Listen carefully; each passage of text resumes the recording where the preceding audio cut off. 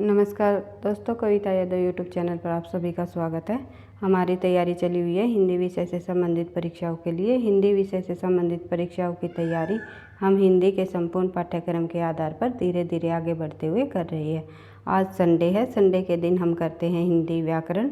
आज करेंगे हम हिंदी व्याकरण से संबंधित टीजीटी पीजीटी परीक्षाओं में आए हुए प्रश्न पत्रों को। इसके अंतर्गत हम देख लेंगे कि किस प्रकार से हिंदी व्याकरण से संबंधित प्रश्न पूछे जाते हैं और क्या क्या उनके अंतर्गत टॉपिक होता है, कौन से टॉपिक से प्रश्न पूछे जाते हैं। ये जो हमारी आज की क्लास है ये केवल टीजीटी पीजीटी के लिए ही नहीं है, ये सब जिस भी एग्ज़ाम में हिंदी व्याकरण से प्रश्न पूछे जाते हैं उन सभी के लिए उपयोगी सिद्ध होगी। तो बढ़ते हैं आज के क्लास के फर्स्ट प्रश्न पर। निम्न प्रश्न में से 4 विकल्पों में से उस विकल्प का चयन कीजिए जो दिए गए वाक्य के भेद का सबसे अच्छा विकल्प हो। यानी कि एक वाक्य दिया गया है, जुग जुग जियो। जुग जुग जियो किस प्रकार का वाक्य है, वाक्य का भेद पूछा गया है कि किस प्रकार का वाक्य है। तो आंसर आपके सामने है, इच्छावाचक वाक्य है ये। आज की क्लास का उद्देश्य हमारा ये है कि हम ये देखना चाह रहे हैं कि कौन से टॉपिक से किस प्रकार के प्रश्न पूछे जाते हैं, कौन कौन से टॉपिक इंक्लूड किए गए हैं हिंदी व्याकरण के अंतर्गत। और जैसे जैसे हमारी सीरीज उसी तरह चलती रहेगी। जैसे हमने संपूर्ण हिंदी के व्याकरण के टॉपिकों को करने की जब शुरुआत की थी तो हमने सबसे पहले हिंदी वर्णमाला के टॉपिक को किया, उसके बाद उसके प्रश्न उत्तरों को किया, उसके बाद हमने संज्ञा के टॉपिक को किया। आगे चल के हम 1-2 दिन में मैं संज्ञा के से संबंधित प्रश्नों को भी ले आऊँगी। एक एक टॉपिक को करते हुए टॉपिक कंप्लीट होने के बाद हम उनके प्रश्न उत्तरों को भी करते चलेंगे ताकि हमारी प्रैक्टिस साथ साथ हो जाए। और बीच बीच में हम संपूर्ण हिंदी व्याकरण से संबंधित प्रश्नों को भी करते हुए चलेंगे। जिस प्रकार हम हिंदी लिटरेचर की क्लासेस कर रहे हैं कि पिछले सालों के प्रश्न पत्रों को भी हम करते हुए चल रहे हैं, इसी प्रकार हम संपूर्ण हिंदी व्याकरण के पिछले सालों के प्रश्न उत्तरों को भी हम करते हुए चलेंगे। तो बढ़ते हैं नेक्स्ट क्वेश्चन पर। निम्न प्रश्न में 4 विकल्पों में से उस विकल्प का चयन कीजिए जो शब्द युग्म के लिए सही अर्थ का हो। जो ये 2 शब्द दिए गए हैं तो इनमें ये पूछा गया है कि कौन से शब्द का क्या अर्थ है, इनमें से सही युग्म देखना है। तो आंसर हो जाएगा हमारा बी, पुराना। यानी प्राचीन का मतलब क्या होता है, पुराना, और प्राचीर का मतलब क्या होता है, दीवार। बढ़ते हैं आगे।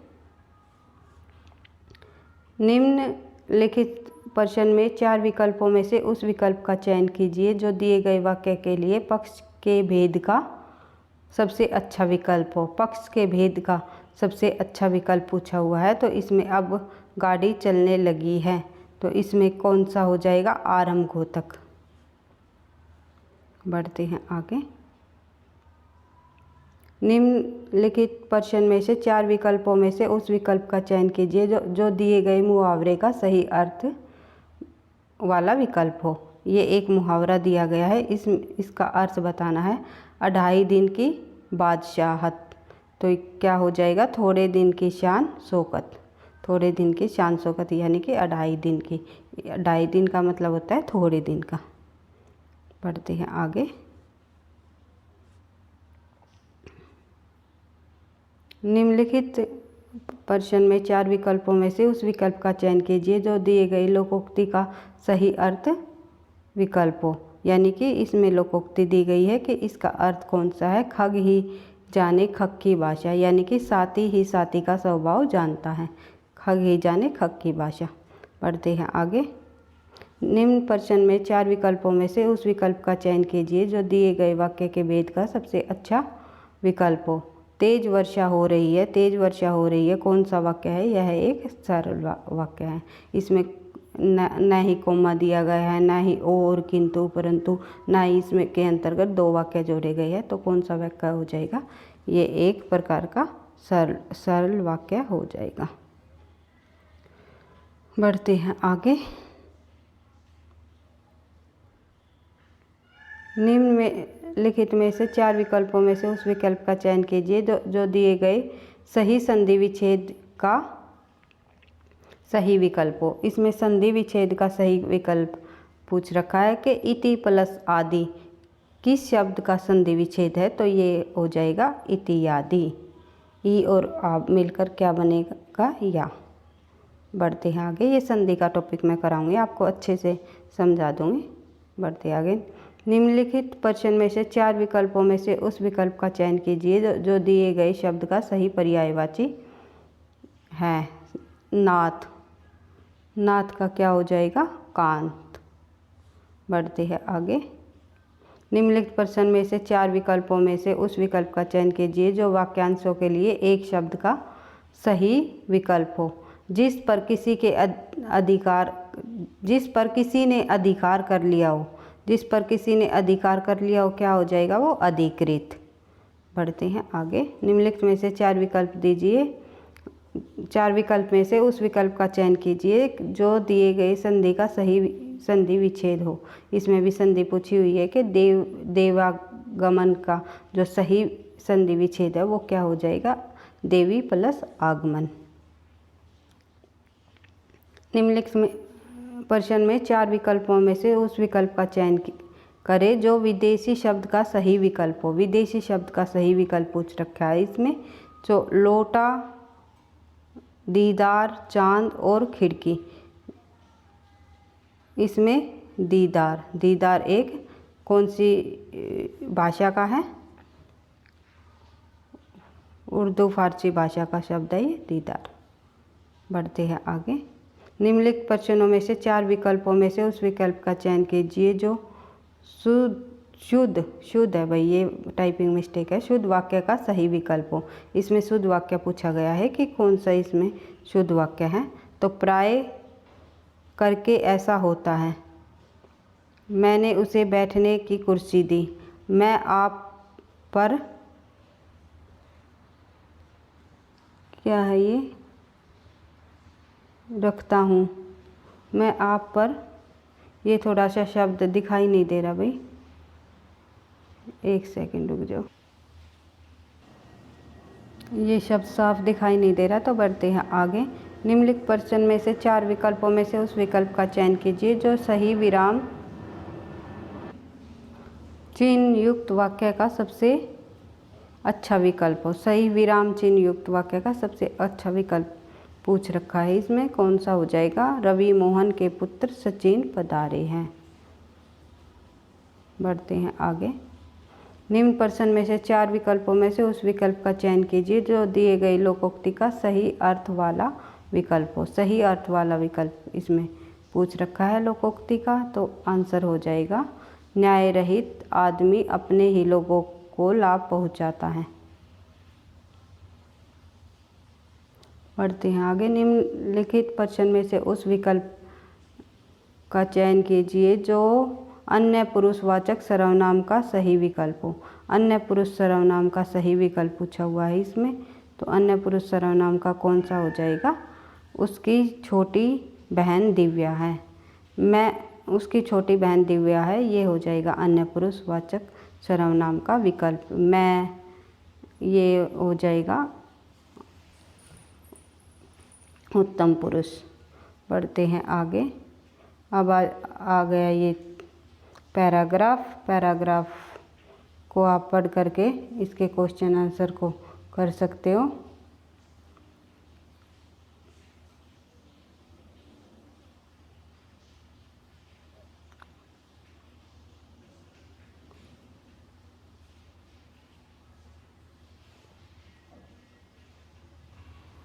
बढ़ते हैं नेक्स्ट क्वेश्चन पर, जो इंद्रियों से न जाना जा सके, जो इंद्रियों से न जाना जा सके वाक्यांश के लिए एक शब्द है, कौन सा है इनमें वाक्यांश के लिए एक शब्द जो इंद्रियों से न जाना जा सके, वो हो जाएगा अति इंद्रिय।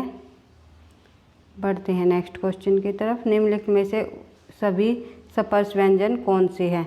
इनमें से स्पर्श व्यंजन पूछे हुए हैं, मैंने व्यंजन का टॉपिक कराया था जब अच्छे से आपको व्यंजन के बारे में समझा दिया था, कौन से स्पर्श व्यंजन है, कौन से उपसम, कौन से व्यंजन अयोगवाह है, अयोगवाह है कौन से वर्ण, और कौन से अंतस्थ व्यंजन है। इस प्रकार जितने भी अलग अलग प्रकार के व्यंजन है, मैंने व्यंजन से संबंधित सभी संपूर्ण टॉपिक को आपको समझा दिया था, तो इसमें आपको कंफ्यूज नहीं होना है। कै, जै, फै ये हमारे स्पर्श व्यंजन हैं। 25 हमारे स्पर्श व्यंजन होते हैं। बढ़ते हैं आगे। आय शब्द का विलोम शब्द होगा। आय शब्द का विलोम शब्द क्या होगा? इनमें आय का हो जाएगा व्यय। आय मतलब लेना और व्यय मतलब खर्च करना। आय मतलब आना, जो धनराशि आती है, और व्यय मतलब खर्च करना। दाता शब्द का स्त्रीलिंग रूप होता है। दाता शब्द का स्त्रीलिंग क्या हो जाएगा? दात्री। अमृत का पर्यायवाची शब्द है। अमृत का पर्यायवाची शब्द हो जाएगा पीयूष। बढ़ते हैं आगे। कौन सा शब्द तत्सम है? तत्सम शब्द कौन सा है? कर इनमें एक तत्सम शब्द है। हाथ, हाथी, आँख ये सभी तद्भव शब्द है। बढ़ते हैं आगे। दोषी व्यक्ति स्वयं से डरता है। इस आशय के लिए लोकोक्ति है। इसके लिए लोकोक्ति क्या हो जाएगी? दोषी व्यक्ति स्वयं से डरता है। तो चोर की डाडी में तिनका। आज तो वह कर से आया है। आज तो वह कर से आया है। वाक्य में क्रिया विशेषण पद है। इसमें क्रिया विशेषण कर से नहीं है भाई, ये टाइपिंग मिस्टेक है। कार से आया है। कार आएगा इसकी जगह, कर की जगह कार से आया है। तो क्रिया विशेषण जो वाक्य हो जाएगा वो हो जाएगा कार से। पढ़ते हैं आगे। अविभाव समास वाला शब्द छाटिए। इसमें से समास भी पूछा हुआ है, समास का टॉपिक भी हम करेंगे आगे चलकर। कौन सा है? अविभाव, जिसके आगे अव्यय लगा हुआ हो, यानी यथा, आ, इस प्रकार यथा संभव। रसोई, घर, सुख दुख, राजपुत्र। रसोई, घर कौन सा समास है? सुख दुख, राजपुत्र। ये किस प्रकार के समास है? ये हम अभी इतना समय नहीं है, हम जब समास का टॉपिक करेंगे एक एक को मैं आपको समझा दूंगी कि कौन सा कर्मधारय समास है, कौन सा तत्पुरुष है, कौन सा द्विगु द्वंद्व समास है। ये एक दूसरे का जो पर्यायवाची होता है तो कौन सा समास बनता है, ट्रिक के साथ मैं आपको समझा दूंगी। बढ़ते हैं आगे। स्वर संधि वाला शब्द है। स्वर संधि का इसमें से कौन सा शब्द हो जाएगा? स्वर संधि से बना हुआ ये है अन्वय। बढ़ते हैं आगे। बहाना बनाना इस अर्थ के लिए मुहावरा होगा। बहाना बनाना का क्या मुहावरा हो जाएगा? अगर मगर करना। कौन सा शब्द तद्भव है? तद्भव कौन सा शब्द है? इनमें तद्भव हो जाएगा पाँव। जिसमें शब्द में चंद्र बिंदु वाले जो शब्द होते हैं वे सभी तद्भव शब्द होते हैं। पढ़ते हैं आगे। ये जब मैं टॉपिक कराऊंगी आपको हर एक पॉइंट ट्रिक के साथ आपको क्लियर करते हुए चलूँगी। मैंने अभी अभी घर जाना होगा। वाक्य में अशुद्ध पद है। वाक्य में कौन सा अशुद्ध पद है? मैंने अभी अभी घर जाना है, तो मैंने नहीं आएगा, हमें आ जाएगा। मैंने की जगह हमें अभी अभी घर जाना है। बढ़ते हैं आगे। सही वर्तनी वाले शब्द को चुनिए। इनमें से सही वर्तनी वाला शब्द कौन सा है? अवज्ञा, ये गलत है।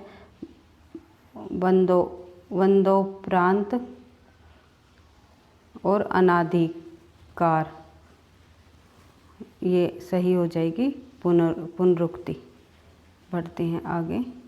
निम्नलिखित में से पुल्लिंग शब्द छाटिए। इनमें से पुल्लिंग शब्द कौन सा है? ये पूछा हुआ है। गाजर, आहट, अनार और अरहर। इनमें से अनार पुल्लिंग शब्द है। आप स्त्रीलिंग और पुल्लिंग जब आप करो तो मेरी या मेरा लगाकर वाक्य में प्रयोग करके शब्द को देख सकते हो। इससे आपको पता चल जाएगा कौन सा शब्द पुल्लिंग है, कौन सा स्त्रीलिंग है। कुलीन शब्द में प्रत्यय है। कुलीन शब्द में क्या होगा? कुल प्लस में ईन, तो क्या हो जाएगा? ईन। पढ़ते हैं आगे। अनुवाद शब्द में कौन सा उपसर्ग लगा हुआ है? तो अनु उपसर्ग लगा हुआ है इसमें। अनुवाद, अनु प्लस वाद। वह पुस्तक पढ़ रही है, वाक्य का काल है। वह पुस्तक पढ़ रही है, कौन सा काल हो जाएगा? यह अपूर्ण भूत, क्योंकि वह पुस्तक पढ़ रही है नहीं, थी है भाई, ये है तो आसन में आ जाएगा, लेकिन थी है तो वह पुस्तक पढ़ रही थी हो जाएगा अपूर्ण भूत। अपूर्ण भूत यानी कि पढ़ रही थी अभी पढ़ चुकी नहीं थी, अभी चल रहा था, वो कार्य चल रहा था, तो इसलिए अपूर्ण हो जाएगा, पूरा नहीं हुआ था। निम्नलिखित में से मूल स्वरों का वर्ग छाटिए। इसमें से मूल स्वर जो मैंने वर्णमाला का जो टॉपिक करवाया था उसमें स्वर और व्यंजन को अच्छे से समझा दिया था। कौन सा स्वर इसमें मूल स्वर है, कौन से संयुक्त स्वर है। तो ए ई उ ये किसी भी अन्य स्वर से मिलकर नहीं बने हैं, तो इसलिए ये हो जाएंगे मूल स्वर। ये 4 मूल स्वर होते हैं, ए ई उ और री। तो बढ़ते हैं आगे। निम्नलिखित में से विशेषण शब्द छाटिए। इनमें से कौन सा विशेषण शब्द है जो विशेषता बताता है। भावना, भवन, माधुर्य ये विशेषण नहीं है, सुंदर एक विशेषण है। बढ़ते हैं आगे भाई लिटरेचर के क्वेश्चन आ जाएंगे। हिंदी व्याकरण से संबंधित इस प्रश्न पत्र में 20 क्वेश्चन इसमें थे और 20 क्वेश्चन हमने पिछले प्रश्न पत्र के कर लिए। कुल मिलाकर 40 प्रश्नों को हमने हिंदी व्याकरण से संबंधित देख लिया है। तो हमें समझ के आया है कि हमें हर एक टॉपिक को अच्छे से प्रैक्टिस के साथ कंप्लीट करते हुए चलना है। और जैसे हमने वर्णमाला के टॉपिक को बिल्कुल डिटेल से और क्वेश्चन आंसर सहित कंप्लीट किया है, इसी तरह हमें हिंदी व्याकरण से संबंधित सभी के सभी टॉपिकों को इसी प्रकार से कंप्लीट करते हुए चलना है। इस प्रकार हमारी संपूर्ण हिंदी व्याकरण की भी तैयारी अच्छे से हो जाएगी। आपको बिल्कुल भी नहीं घबराना है। लिटरेचर की तैयारी और हिंदी व्याकरण की तैयारी दोनों की तैयारी हम करते हुए चलेंगे। परीक्षा तक हम अपने पाठ्यक्रम को कंप्लीट करते हुए रिवाइज के साथ कंप्लीट करेंगे, चीज़ों को बार बार रिवाइज करते हुए आगे बढ़ेंगे। तो व्याकरण के सभी टॉपिकों को हमें कंप्लीट करना है। जो टॉपिक हम कर रहे हैं उनसे संबंधित प्रश्न पूछे जा रहे हैं या नहीं पूछे जा रहे, और किस प्रकार से प्रश्न पूछे जा रहे हैं। ये इस तरह जो प्रश्न पूछे जा रहे हैं, ये इस तरह के प्रश्न मैंने आपको बिल्कुल इसी के अनुसार मैं आपको करा रही हूँ। तो इसी तरह आप हमारे साथ जुड़े रहना, पढ़ते रहना, आगे बढ़ते रहना। थैंक यू, धन्यवाद।